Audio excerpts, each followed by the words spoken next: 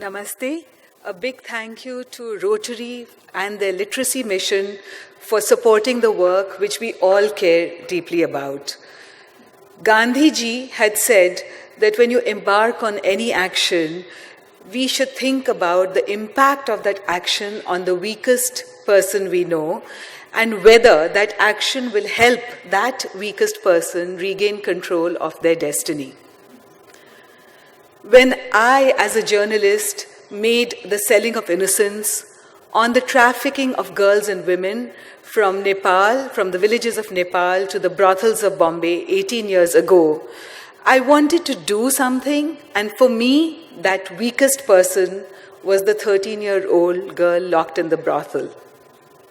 I don't have any photographs because I want all of you to shut your eyes and imagine that 13-year-old girl for just 2 minutes. She is poor, she is female, she is low caste, and she is a teenager.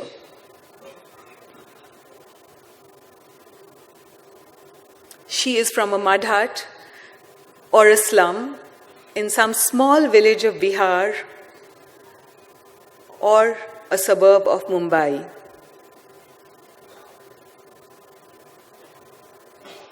She has no control over any decision which affects her body or her life.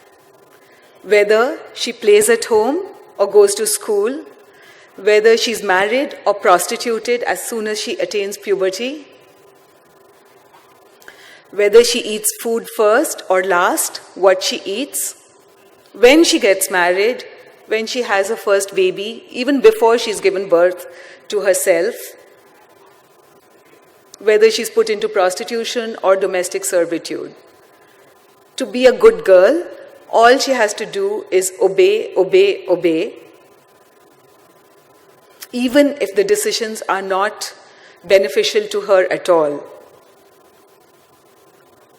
Her parents often are poor and starving farmers. In Maharashtra, in Pune, many of you know that there are farmers who are committing suicide because they cannot repay their debt. Very often, these parents let that girl go to a trafficker who could be an uncle, a neighbor, or somebody they know in the village who offers them as little as $30, $100 to take their little girls away to the big cities, promising her a job, marriage, sometimes even kidnapping her, or forcing and beating the parents into letting her go. These agents then hand over these little girls to transporters who put her into buses and trains and trucks and take her to the brothels of Bombay, Calcutta, Delhi, Pune.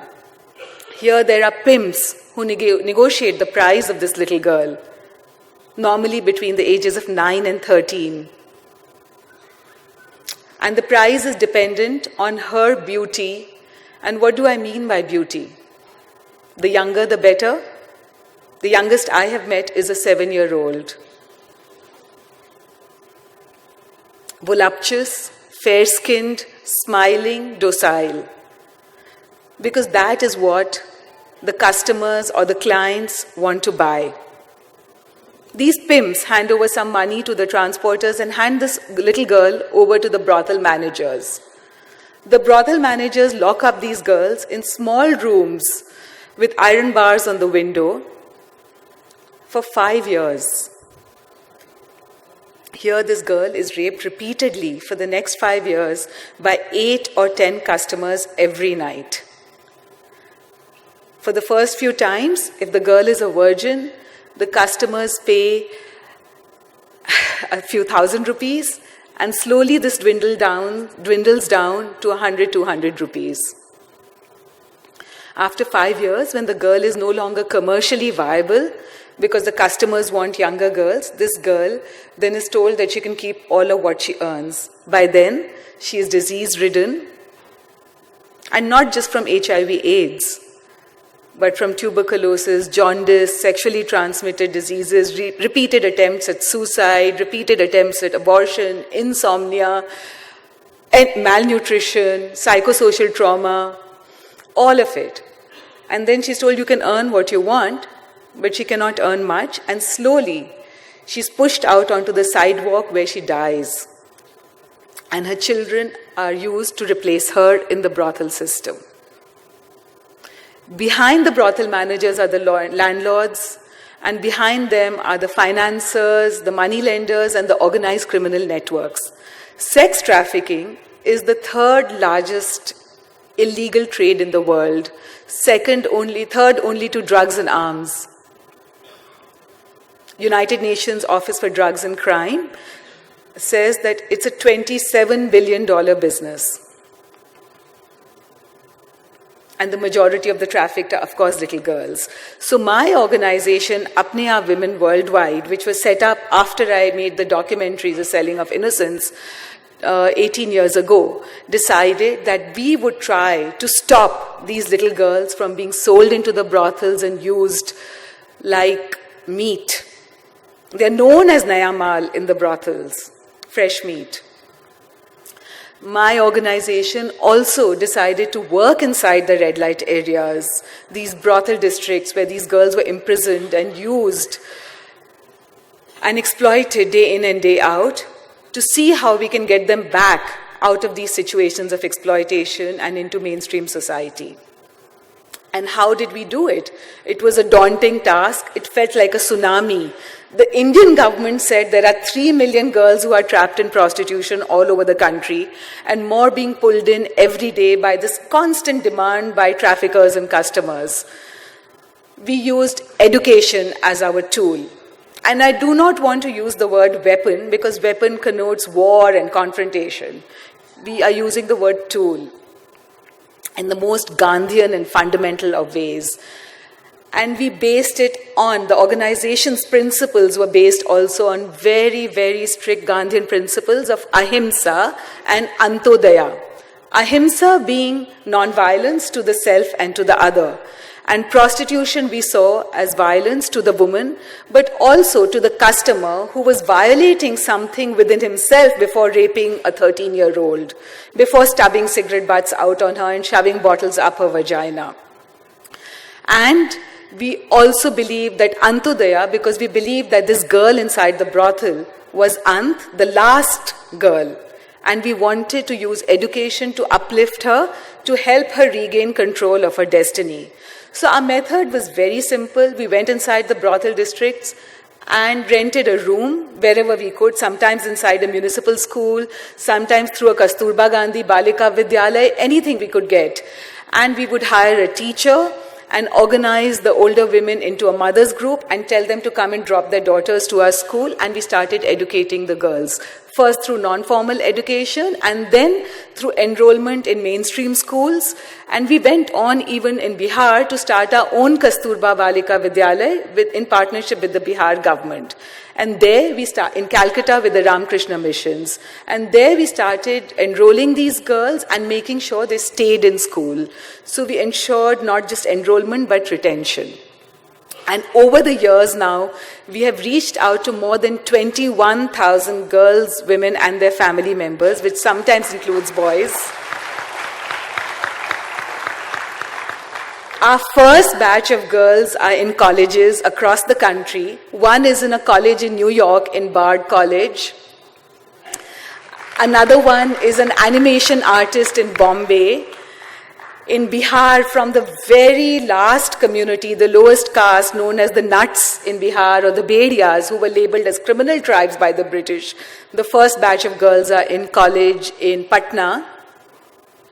And in Calcutta, not only have some of them more than 100 finished college, but they have jobs.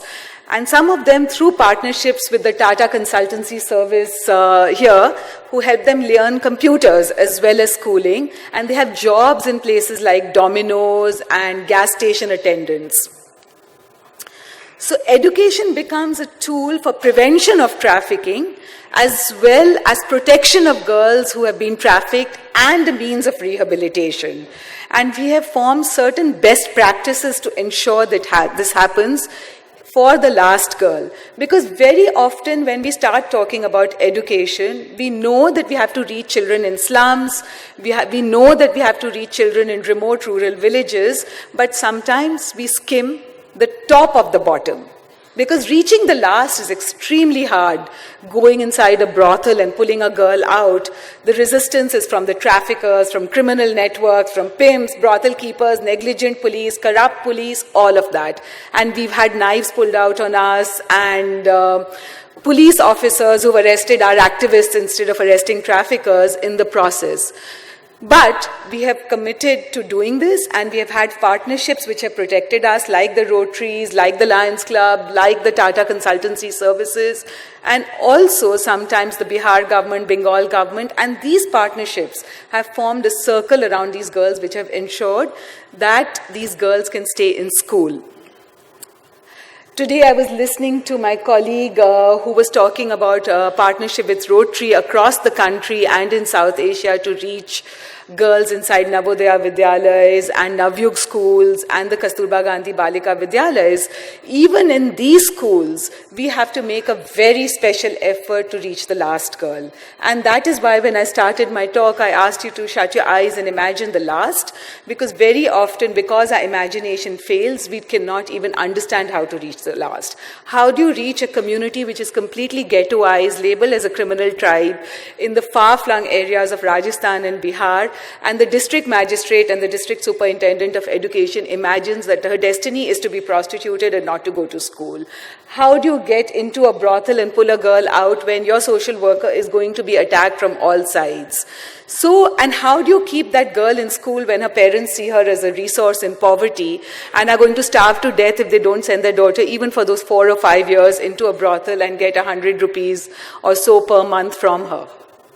These are the challenges we have, and Apne Aap, through its experimentation, has figured out a whole system to get that girl into school through these community-based classrooms that we have started in safe spaces, through a training for social workers who have to deal with these very tough and hard circumstances, through changing laws, policy, and frameworks, by working with UNICEF and the United Nations Office of Drugs and Crime, through demanding police reform, so that the thread which begins at the bottom transforms the top. And we are very pleased to announce that with Rotary now, we will be getting 1,000 such girls into schools across the states of Bihar, of Delhi, of Rajasthan and Bengal as a pilot. And our next challenge will be to make sure that they stay in school. So we are scaling up our program with the help of Rotary.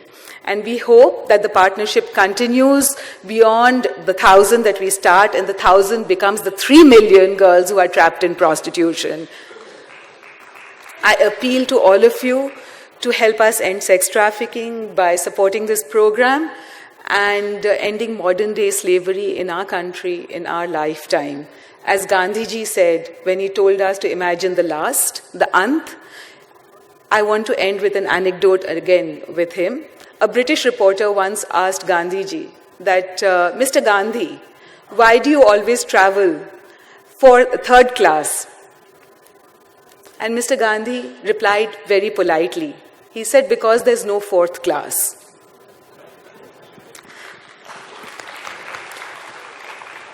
So I invite all of you to travel the fourth class with me for the uplift of the last girl, who is called the Ant Kanya.